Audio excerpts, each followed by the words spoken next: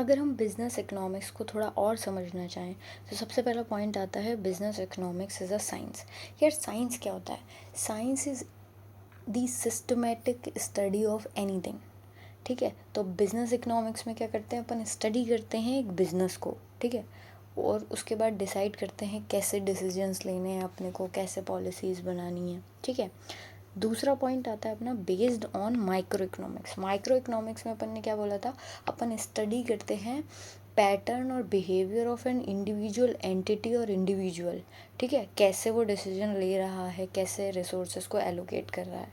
तो भाई एक बिज़नेस की इकोनॉमिक्स को समझने के लिए अपन उस बिज़नेस की स्टडी करेंगे, इसलिए माइक्रो इकोनॉमिक्स का पार्ट है वो।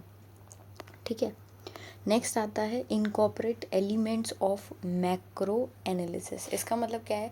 कोई भी बिजनेस यार वैक्यूम में तो परफॉर्म हो नहीं रहा, मतलब उसके ऊपर काफ़ी सारे और एलिमेंट्स हैं जो ऑन अ डेली बेसिस उसे इम्पैक्ट कर रहे हैं, जैसे गवर्नमेंट की पॉलिसीज़।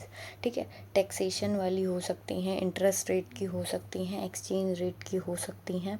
ठीक है, वेजेस एंड रेगुलेशंस एक्ट लग सकता है उसके ऊपर। तो इन सब को भी ध्यान में रखना पड़ता है जब अपन बिजनेस इकोनॉमिक्स समझ रहे होते हैं। ठीक है, उसके बाद business economics is an art also. Art क्या है? आर्ट एकदम सब्जेक्टिव होती है। ठीक है, जैसे बताया जाएगा कि बिजनेस इकोनॉमिक्स में कुछ टूल्स होंगे, कुछ थ्योरीज होंगे जिससे बिजनेस के डिसीजन लिए जाते हैं। अब उन रूल्स की एप्लीकेशन क्या है? सब्जेक्ट टू पर्सन डिफ़र करेगी। ठीक है, यानी कि गोल्स एंड ऑब्जेक्टिव्स को अचीव करने का तरीका by applying the rules and regulation सबका अलग अलग होगा, इसलिए इसको आर्ट भी बोला जाता है। इंटरडिसिप्लिनरी इन नेचर, इसका मतलब क्या है? एक बिजनेस को समझने के लिए सिर्फ अपन साइंस को या फिर अकाउंट्स को नहीं समझते, स्टैट्स भी समझनी पड़ती है, मैनेजमेंट थ्योरीज भी समझनी पड़ती हैं, मैथ्स भी समझनी पड़ती है, मार्केटिंग भी समझनी पड़ती है। इसलिए बोला गया है कि बिजनेस इकोनॉमिक्स के अंदर सारी डिसिप्लिनरीज को अपन को समझना पड़ता है। लास्ट आता है नॉर्मेटिव इन नेचर। अब जितनी भी तुम है ना आगे चल के थ्योरीज पढ़ोगे इकोनॉमिक्स में, वो दो तरीके की होंगी, एक पॉजिटिव इकोनॉमिक्स, एक होगी नॉर्मेटिव इकोनॉमिक्स। अब इसमें क्या है?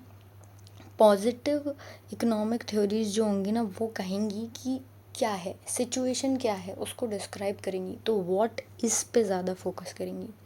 और यहीं अगर बात करें नॉर्मेटिव जो इकोनॉमिक थ्योरी होंगी, वो कहेंगी क्या होना चाहिए, व्हाट शुड बी। ठीक है, इन पे फोकस होएगा इनका। ठीक है, तो ये था अपना नेचर ऑफ बिजनेस इकोनॉमिक्स।